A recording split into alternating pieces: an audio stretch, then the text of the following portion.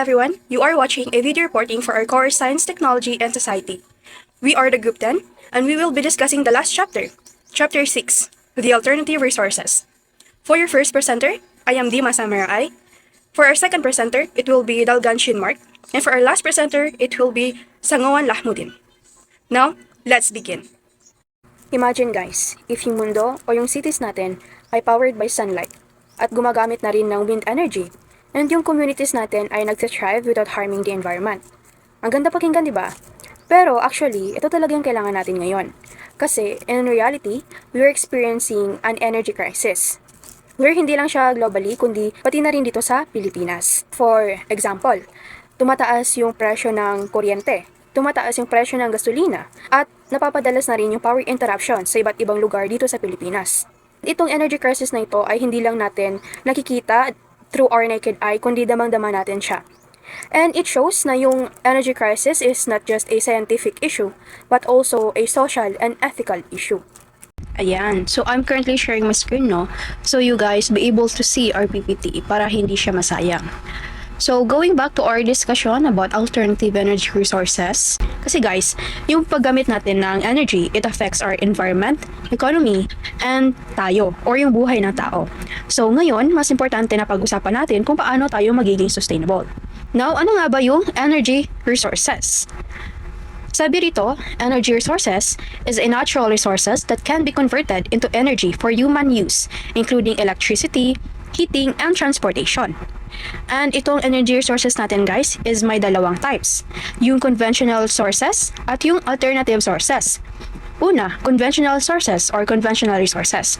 Ito yung fossil fuels, paggamit ng fossil fuels such as yung coal, oil, and natural gas that formed over a million of years. And ang example natin dito ay yung gasolina na ginagamit sa tricycle, jeep, or cars. Ito ay galing yan sa oil. Ang problema lang dito sa conventional sources ay hindi siya renewable. Non-renewable resources siya. So nakakadagdag siya sa pollution, kaya kapag tumaas ang presyo ng oil sa ibang bansa, damay tayo dito sa Pilipinas. Kaya nagmamahal yung pamasahe natin at yung mga bilihin. Pangalawa na type is yung alternative sources or alternative resources. Sabi rito, ito yung renewable option, including yung solar, wind, hydro, geothermal, and biomass energy. Ang example natin dito is yung paggamit ng solar panels, where ito yung nilalagay sa bubong na kahit ibang bahay na dito sa Pilipinas ay gumagamit na rin nito. Ang advantage ng alternative sources, hindi siya nauubos, mas environmental friendly. So, parang instead na umasa tayo sa imported oil, why not na gumamit naman tayo ng sarili nating natural resources? Where unlike finite fossil fuels, renewable sources are sustainable and can be replenished naturally through ongoing processes. Now, bakit nga ba natin kailangan mag-shift to alternative energy resources? Why alternative energy matters? First is climate change. Hindi na siya abstract concept lang, kundi nararamdaman na talaga natin siya in real life. For example, yung sobrang init ng panahon ngayon kumpara sa dati. Mas unpredictable yung ulan, mas lumalakas at mas madalas na ring bumagyo. Alhamdulillah, so far, hindi pa man din tayo tinatamaan ng malakas na bagyo compare sa bagyo last year. Non-scientifically, this is mainly caused by greenhouse gases na galing sa paggamit ng fossil fuels, katulad ng coal, oil, and natural gas. I bet familiar kayo rito kasi may subject tayo last sem na People and Earth Ecosystem, where na-discuss natin kung paano natatrap yung carbon dioxide sa ating atmosphere at gaano kalala or kasama itong greenhouse gases na ito. So, paano nga ba nangyayari ito? Kapag nagsusunog tayo ng fossil fuels, nagre-release ito ng carbon dioxide at natatrap yung heat sa atmosphere. So, ang resulta nito, yung global warming, rising sea levels, at of course, yung environmental damage. So, sa Pilipinas, mas vulnerable tayo sa ganito kasi mas madalas tayo na dinadaanan ng bagyo at marami tayong coastal areas. So, meaning, tayo mismo are directly affected. That's why, shifting to alternative resources is important kasi renewable energy siya, like solar and wind, hindi naglalabas ng greenhouse gases. So, nakakatulong siya na makabawas sa damage sa environment. Pangalawa, energy crisis. O alam naman din natin na sa ngayon hindi stable ang energy system natin, both globally and locally. Ano nga ba yung evidences dito sa sinasabi ko nito? Una, tumataas ang presyo ng kuryente. Pangalawa, tumataas ang presyo ng gasolina. Pangatlo, may instances ng power shortage or brownouts.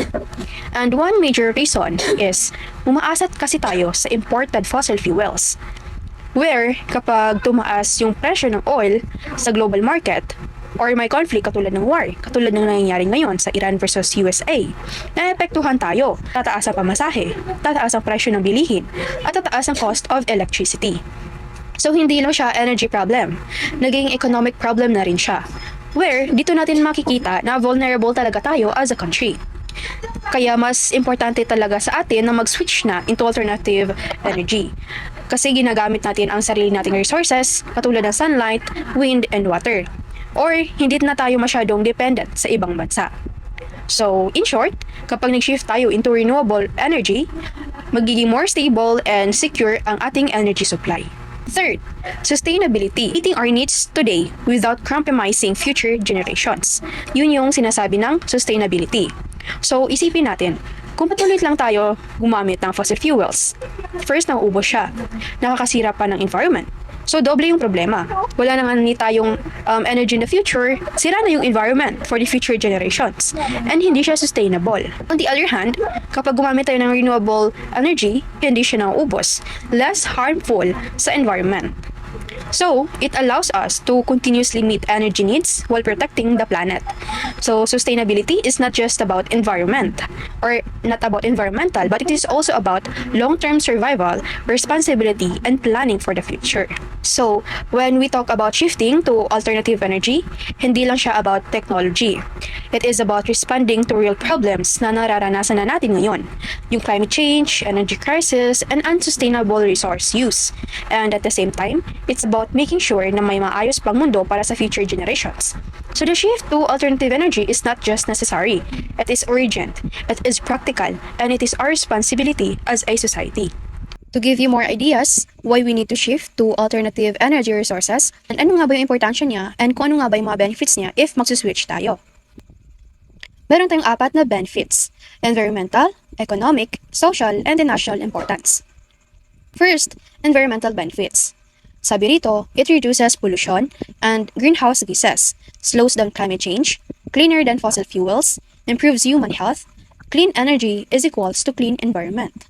And one of the biggest advantages talaga ng alternative energy is that it significantly reduces the environmental damages. Unlike fossil fuels, renewable energy sources like solar and wind hindi nagsusunog ng fuel, so hindi sila naglalabas ng greenhouse gases.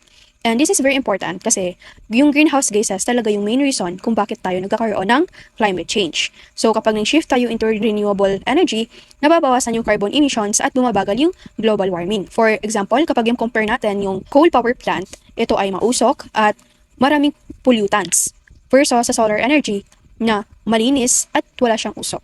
So, hindi lang talaga siya about environment. May direct effect din talaga siya sa health ng tao. For instance, kapag less air pollution, ibig sabihin, less cases of asthma or less cases of respiratory diseases. Alternative energy is not just protecting nature, it also protects us humans. Second benefit is the economic benefits. High initial cost, low long-term cost, uses free resources such as sun, wind, and it reduces electricity expenses. It creates jobs, and it supports economic stability. And totoo talaga guys, na yung alternative energy resources ay mahal siya. Mahal yung investment sa solar panels. Pero kasi kapag titingnan natin siya in a long-term perspective, mas cost-effective siya. Meaning, kapag once na na-install na yung solar panel natin, unlimited na yung pumapasok na sources kasi yung sunlight is free at unlimited. And minimal na yung operating cost and less dependence na sa electricity providers. For example, no, kapag yung isang bahay ay may solar panel, bababa yung monthly electricity bill nila in the long run and mas nakakatipid na sila. Alternative energy also creates new industries and job opportunities. For instance, renewable energy engineers, technicians, solar installers. So hindi lang talaga siya about environment solution. It also drives economic growth and innovation. Third benefit, social benefits. Provides electricity to remote areas, improves education and daily life, reduce urban-rural gap, and it promotes social equality. So, alam naman natin no, ang Pilipinas ay marami tayong mga rural areas. Where dahil sa geographically isolated sila, mahirap sila dalhan ng traditional power infrastructure.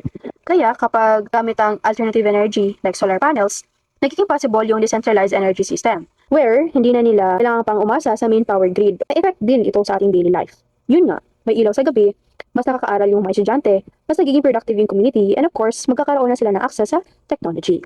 So in a deeper sense, alternative energy promotes social equality kasi binibigyan ito ng access yung mga underserved communities na dati ay wala. So lastly, na benefit na meron tayo is yung national importance. Ano nga ba yung importansya nito sa atin, especially sa country natin? So at the national level, alternative energy is closely linked to energy security and independence. Ang problema kasi natin ngayon or problema ng maraming bansa ngayon, including sa atin, ay dependent tayo sa imported fossil fuels na kung saan na kapag may nangyari globally, like yung pagtaas ng presyo, ng supply, or disruption ng supply, geographical conflicts, agad tayong naapektuhan. That's why renewable energy is very important.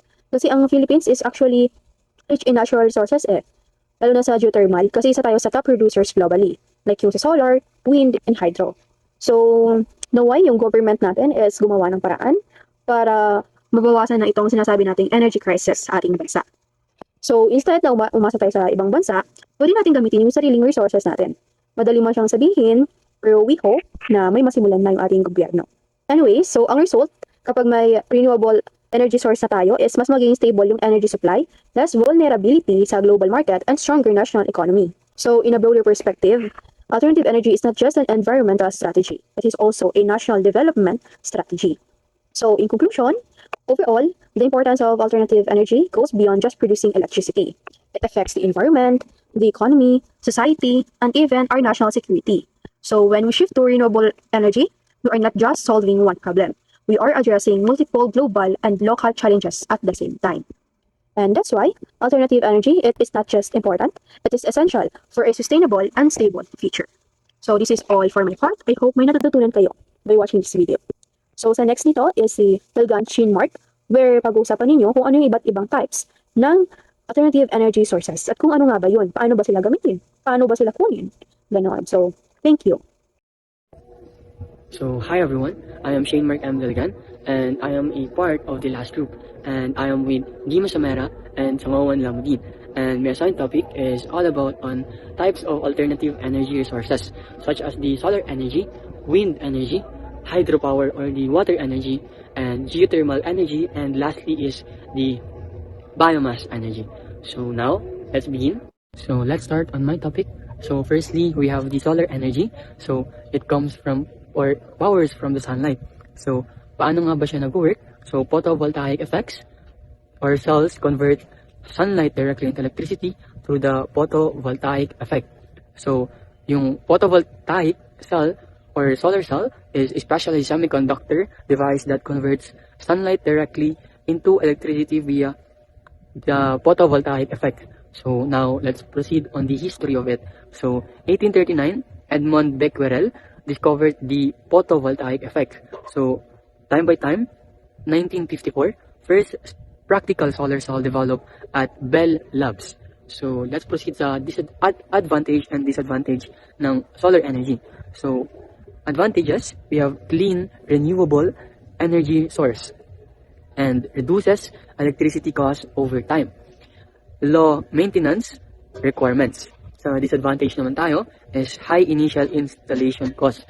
So, totoo naman na pag-install ng solar panels is highly cost talaga siya kasi nga mahal. So, weather and daylight dependent. So, if buong araw umuulan sa inyo or may bagyo, hindi mag-work yung solar energy nyo kasi nga naka-depend siya sa init or sa araw. So, challenges is requires significant space. So, nag-require siya ng space sa ibang bansa or sa mga ibang bahay, ginagamit nila yung rooftop nila para doon nila ilagay yung mga solar panels, and that's all. So now, let's proceed on the next, which is the wind energy. So, harnessing air movement. So, paano nga ba nag-work si wind energy? So, wind turbines kinetic energy from wind into electric power. So, as wind spins the turbine's blades, a generator converts this mechanical energy into electricity. So, the more na umiikot yung mga turbines na yon, is the more na nagkakaroon ng kinetic or the more na nagpo-provide ng energy yung mga wind turbines natin. So, now let's proceed on the historical of it. So, 1887, Scottish engineer James Blyth built the first wind turbine to generate electricity. So now naman, let's proceed on the advantages and the challenges of the wind energy or the wind turbines. So advantages is sustainable and renewable. Kasi nga, umikot lang kung may hangin, it can provide a lot of electricity, di ba? So next is very low greenhouse emissions. So next is land can be used for multiple purposes. So challenges of it is noise pollution concerns. So maingay kasi. So next is dependent on consistent wind speeds. So nakadependent siya sa kung gaano kalakas yung yung hangin sa inyo or sa lugar nyo. So next is can affect bird migration patterns. So that's all for wind energy. So now let's proceed on the third one, which is the hydropower. Energy comes from the water. So paano nga ba siya nag-work? So flowing water spins turbines connected to generators. So producing electricity through kinetic energy conversion. So now let's talk about the historical milestone of it. So around 1882, first hydroelectric power plant opened in Appleton, Wisconsin, USA. So next is the challenges, the advantages and the challenges of it. So first one is reliable and stable power source. So can control flooding. And lastly, we have the long operational lifespan of it. So the challenges of it is expensive dam construction. It is expensive and masyadong highly cost if you would try to invest on this kind of energy. So can disturb aquatic ecosystems. Lastly is displaces communities. So now we have the fourth one, which is the geothermal energy. So which is Earth's heat. So paano nga ba siya nag-work? So heat from beneath Earth surface is captured and used to generate electricity or provide direct heating. So this thermal energy originates from the planet's formation and radioactive decay. So now let's proceed sa historical milestone of it. So 1904, first geothermal electricity generated in Landrello, Italy. So we have the advantages and the challenges of it. So advantages is stable continuous power supply. And next is very low greenhouse emissions. Next and lastly is small land footprint. So it doesn't require a lot of space. So challenges of it is high initial drilling costs. So it costs a lot also. So potential environmental disturbance. And lastly is limited to specific geological areas. So lastly, we have the biomass energy. So paano nga ba siya nag-work or how it works nga ba? So organic materials such as wood, agricultural waste, and animal manure are converted into energy, combustion, gasification, or biochemical processes. So next is we have the historical milestone of it. So around 19,000, Rudolf Diesel demonstrate engine running on vegetable of oil at Paris World Fair. So let's proceed sa challenges and advantages of it. So the advantages reduces organic waste. Next is supports agricultural communities. And lastly is carbon neutral, sustainably managed. So let's proceed sa challenges of it. So the challenges of it is can produce air pollution. Yun nga lang. So next is requires significant land area. So it requires a big land area. So lastly is competes with food production. So that's all for my part. Thank you so much for listening, and I hope you learned something about my topic. So thank you and bye-bye. Good day everyone. So ngayon, I'll be discussing the next part of our presentation, which is from slide 10 hanggang sa last slide. So this part will focus more on the comparisons, impacts, and future renewable energies. And later on, I will connect it in our situation here in the Philippines. So starting with this slide, makikita natin yung balance ng advantages and disadvantages ng renewable energy. So on one side, renewable is sustainable kasi hindi siya nauubos. And it's also environmental friendly dahil mababa yung pollution. So nakakatulong din siya sa energy security kasi hindi na tayo masyadong dependent sa mga imported fuels. Pero syempre, mga challenges din. So first, mataas yung initial cost. So mataas naman talaga mag-install ng system like solar panels. So secondly, hindi siya consistent kasi dependent siya sa weather conditions. And lastly, or the third, kailangan pa ng improvement ng infrastructure para mas ma-handle siya efficiently. Pero overall, maganda siya long term, pero may areas pa na kailangan i-improve. So in the next slide, we compare the renewable and non-renewable energy. So in the renewable energy, comes from sources na natural na napapalitan like sand, wind, and water. So sustainable siya. While non-renewable energy rather, like coal, oil, limited lang kasi inaabot ng million years bago mabuo ulit. And mas mataas pa yung pollution na napoproduce. So kung long-term ang pag-uusapan, mas practical yung renewable energy. So in the next slide, environmental benefits. So in terms of environment, malaki ang advantage ng renewable energy. So it reduces the greenhouse gases, which help fight climate change. It also lowers air pollution, so mas healthy siya sa tao. Pero kahit ganun, may konting impact pa rin siya. So for examples, yung mga dams, it can affect rivers. Yung mga wind turbines, it can affect birds. So kailangan lang talaga ng proper planning para ma-execute or ma-minimize yung negative effects nito.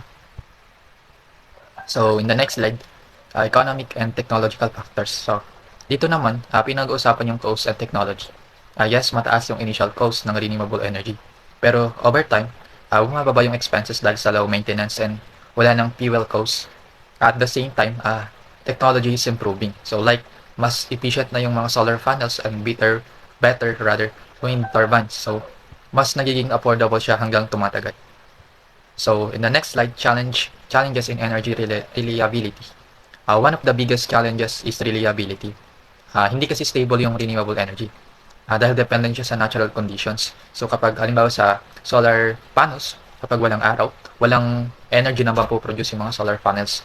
So kaya kailangan ng energy storage systems like batteries para ma-store yung energy and magamit later. So dito pumapasok yung importance ng proper systems para maging stable yung supply ng electricity. So in the next slide, the impact on society. So paano naman siya nakaka-epekto sa society rather? Renewable energy helps lower electricity bills. So oo nga naman, and gives more people independence. It also supports schools and hospital, especially in remote areas na hindi masyado sila naaabot ng mga or laging nagba-brownout sa kanila. And during disasters, it can serve as backup power, which make community more resilient. So in the next slide, role of technology. Technology plays a very important role in improving renewable energy. So mas advanced na ngayon ang solar panels and wind turbines. And may smart grids na kayang mag-manage ng electricity efficiently. So because of technology, mas naging reliable and accessible ang renewable energy. So next slide, energy access and social responsibility. So in this slide, it focuses on the social impact. Renewable energy helps provide electricity.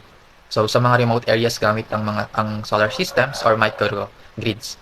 This improve healthcare, education, and even livelihood. So hindi lang siya about energy, kundi about improving people's lives. So in the next slide, renewable energy in the Philippines. So sa Pilipinas, gumagamit tayo ng iba't ibang renewable energy sources. May mga solar farms din tayo dito, like wind farms, solar farms in the Bangue, geothermal energy sa Leyte, and hydropower sa Maria Cristina Falls. So makikita natin na malaki talaga yung potential ng country natin when it comes to renewable energy. So in the next slide is the policies and programs here in the Philippines. So dito naman, important yung role ng government natin through policies like the Renewable Energy Act, net metering, na-encourage yung mga paggamit ng renewable energy. So malaking tulong talaga yung support ng government para mas mapalawak pa ito. So in conclusion, renewable energy helps reduce environmental damage, improve energy security, and support economic growth. So kahit may challenges, it's still one of the best solutions for the sustainable future. So in this slide, for the last slide, the main message is responsibility. Transitioning to renewable energy is not just the job of the government, but also individuals like us, communities, and businesses. So if we all work together, we can achieve a cleaner and sustainable future. And that's the end of my part. Once again, together with my group mates, Dima and Delgat, we presented how alternative energy can help build a sustainable future. Thank you for listening.